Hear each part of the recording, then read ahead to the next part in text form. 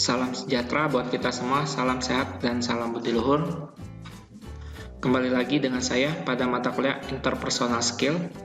Pada video pembelajaran kali ini, saya akan membahas tentang manajemen konflik. Konflik dapat diartikan sebagai ketidaksetujuan antara dua atau lebih anggota organisasi atau kelompok-kelompok dalam organisasi yang timbul karena mereka harus menggunakan sumber daya yang langka secara bersama-sama atau menjalankan kegiatan bersama-sama dan atau karena mempunyai status, tujuan, nilai-nilai, dan persepsi yang berbeda. Kemudian, macam-macam konflik, ya. Yang pertama, konflik di dalam individu. Jadi, konflik di dalam diri kita sendiri. Kedua, konflik antar individu dalam organisasi yang sama. Jadi, bisa konflik individu dengan individu, ya, dalam satu organisasi. Ketiga, konflik antar individu dan kelompok. Jadi individu dengan kelompok. Keempat, konflik antar kelompok dalam organisasi yang sama. Jadi bisa juga konflik kelompok dengan kelompok dalam organisasi yang sama. Kelima, konflik akibat adanya bentuk persaingan ekonomi dalam sistem perekonomian suatu negara. Ya, bisa juga konflik karena persaingan ekonomi. Nah, selanjutnya sebab-sebab timbulnya konflik.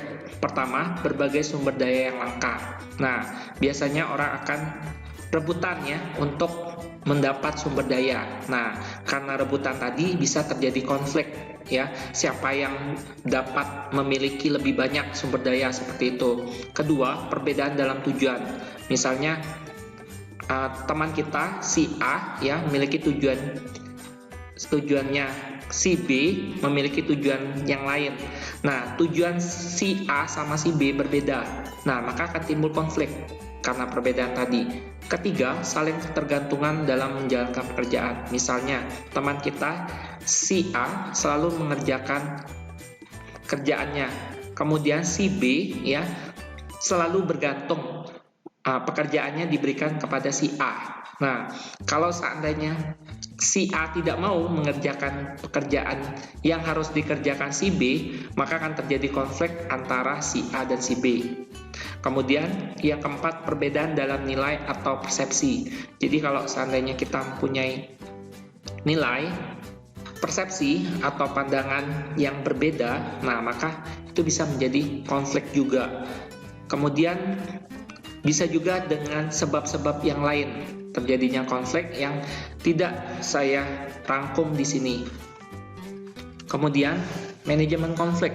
Nah, apa pengertian manajemen konflik? Pengertiannya yaitu proses pihak yang terlibat konflik atau pihak ketiga menyusun strategi konflik dan menerapkannya untuk mengendalikan konflik agar menghasilkan solusi yang diinginkan. Jadi manajemen konflik ini biasanya pihak ketiga ya, dia menyusun strategi ya untuk membuat solusi ya untuk menyelesaikan konflik yang terjadi. Nah, selanjutnya cara menyelesaikan konflik. Pertama, kompetisi. Jadi diadakan persaingan ya. Nah, persaingan, pertandingan bisa juga menyelesaikan konflik. Kedua, kolaborasi. Nah, kebalikan dari kompetisi. Jadi bisa juga kita melakukan kerjasama. Nah, ketiga, kompromi. Nah, kita juga bisa kompromi ya, hampir sama dengan negosiasi ya untuk menyelesaikan konflik. Keempat, menghindar. Bisa juga ya, kita menghindar berarti kita mengalah ya untuk menyelesaikan konflik tersebut. Nah, kelima, mengakomodasi. Bisa juga untuk menyelesaikan konflik. Selanjutnya, hal-hal yang perlu diperhatikan dalam menyelesaikan konflik. Pertama, ciptakan sistem dan pelaksanaan komunikasi yang efektif. Jadi kita buat sistem ya untuk melaksanakan komunikasi. Nah, kedua, cegahlah konflik yang destruktif sebelum terjadi.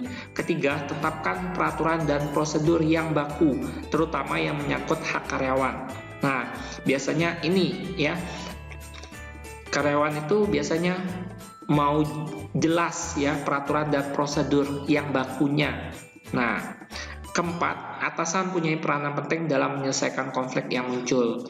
Jadi, atasan harus berperan kalau seandainya ada konflik yang terjadi terhadap karyawannya. Nah, atasan tersebut yang harusnya menyelesaikan konflik yang terjadi pada karyawan. Kelima, ciptakanlah iklim dan suasana kerja yang harmonis. Nah, jika sudah harmonis ya iklim dan suasana kerjanya, maka biasanya karyawan tersebut akan betah untuk bekerja. Nah, kemudian keenam, bentuklah teamwork ya. Nah, dan kerjasama yang baik antar kelompok atau unit kerja. Jadi, kita juga harus bisa membuat tim kerja ya. Nah, tim kerja dan kerjasama. Nah, untuk setiap kelompok ya, atau antar kelompok atau unit kerja. Jadi sebenarnya antar unit kerja itu kita harus saling bekerja sama. Nah, jangan sampai kita kerjanya masing-masing unit bekerja masing-masing. Nah, itu tidak boleh. Kemudian yang ketujuh, semua pihak hendaknya sadar bahwa semua unit atau bagian merupakan mata rantai organisasi yang saling mendukung. Jangan ada yang merasa paling hebat. Nah, ini yang tidak boleh. Biasanya kadang-kadang ya ada di suatu perusahaan atau instansi, unit atau bagiannya saling mau menonjolkan diri, mana yang paling hebat. Nah, itu tidak boleh. Harusnya semua unit atau bagian pada suatu perusahaan atau instansi, mereka harus saling mendukung. Nah, karena mereka saling terkait ya, pekerjaannya saling terkait. Nah, maka mereka harus saling mendukung ya. Kemudian tidak boleh merasa paling hebat. Nah, mereka harus merasa sama ya, sama unit bagiannya. Nah, bekerja dalam satu perusahaan atau instansi, maka mereka harus saling bekerja sama. Kemudian kedelapan, bina dan kembangkan rasa solidaritas, toleransi, dan saling pengertian antar unit atau departemen atau bagian. Nah, jadi kita juga harus saling pengertian ya. Nah, jadi kita anggap ya unit atau departemen atau bagian kita itu adalah rumah kedua untuk kita. Kalau rumah pertama, rumah kita di rumah kedua kita adalah unit atau departemen atau bagian tempat kita bekerja di suatu perusahaan atau instansi. Baiklah, nah tadi pemaparan materi yang bisa saya sampaikan. Selanjutnya ada kasus ya. Nah, kasus ini setiap orang pasti pernah mengalami konflik baik terhadap diri sendiri, individu, maupun kelompok. Nah, konflik yang paling berat terjadi sesungguhnya adalah konflik dengan diri sendiri. Jadi, konflik pada diri kita sendiri itu yang paling berat biasanya.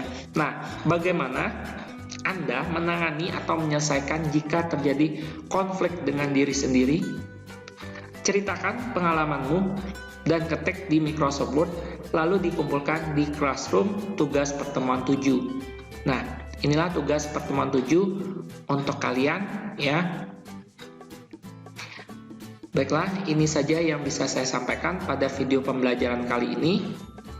Sampai ketemu di video pembelajaran berikutnya. Saya ucapkan terima kasih. Saya akhiri, salam sehat, salam sejahtera, dan salam budi luhur.